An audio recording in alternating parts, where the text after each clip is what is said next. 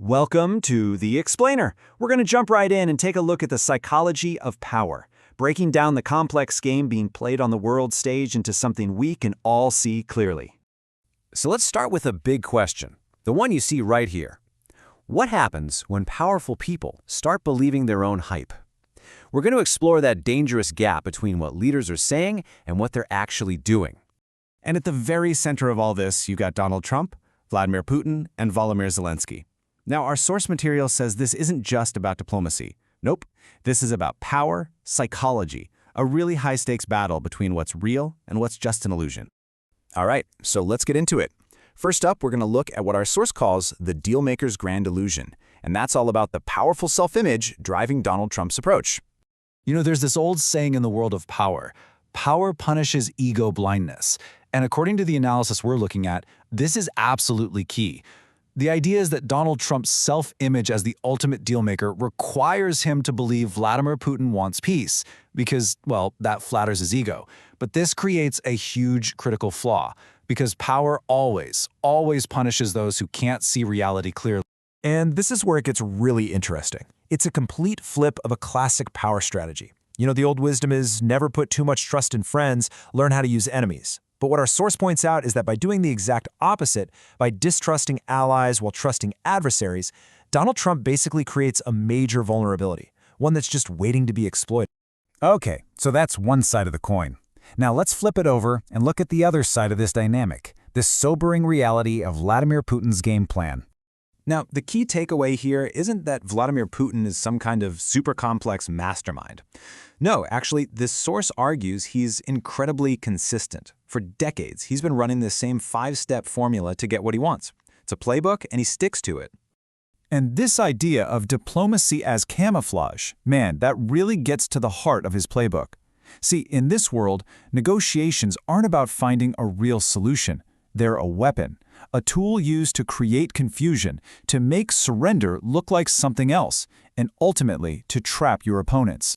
So, you've got this huge gap, right? On one side, the illusion of a quick deal. On the other, the reality of a long, calculated strategy. So the big question is, how is everyone else on the world stage reacting to this? Let's start with this number, $90 billion. That's what the European Council has committed to Ukraine. But here's the thing. According to our source, this isn't just about the money. Not at all. It represents something way bigger. What it is, really, is a declaration of independence. It's a powerful signal that Europe has decided it can't just rely on Donald Trump's version of reality anymore. They feel like they have to act on their own now to protect their interests. And if you want to know the real story, just look at where that money is going. Strengthening air defense, expanding drone programs, investing in long-war infrastructure. Look, these are not investments for the kind of quick, diplomatic sit-down that Donald Trump pictures. No, this is all about endurance. It's a clear signal they're digging in for a long fight.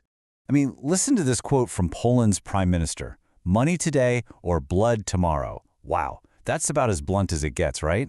It just perfectly captures this new, clear-eyed realism that's taking hold among America's allies. The illusions are just burning off. And you know, this isn't just happening in Europe.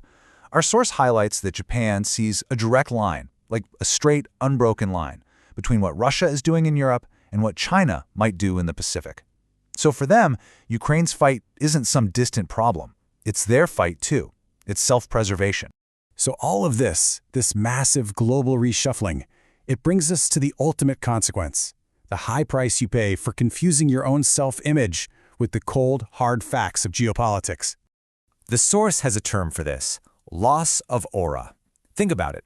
It's that moment when a leader's unpredictability stops being scary and just starts becoming chaotic. It's when other countries stop trying to guess your next move and just start making plans around you instead of with you. And the argument here is that's what Donald Trump is facing, as his allies coordinate without him and his adversaries take advantage of his blind spots. And at the end of the day, this really gets to the core of what power is. It's not what you say in a speech. It's not about your promises. True power is what other people do when you're not even in the room. And right now, the evidence suggests the world is getting ready for a future where American leadership isn't just automatically at the center of everything. And that leads us with this final, really provocative question. It's something to think about, right? Because it's a powerful reminder that history has a way of judging people. And it doesn't judge on their good intentions. It judges on who saw the world clearly and who didn't in the moments that mattered most.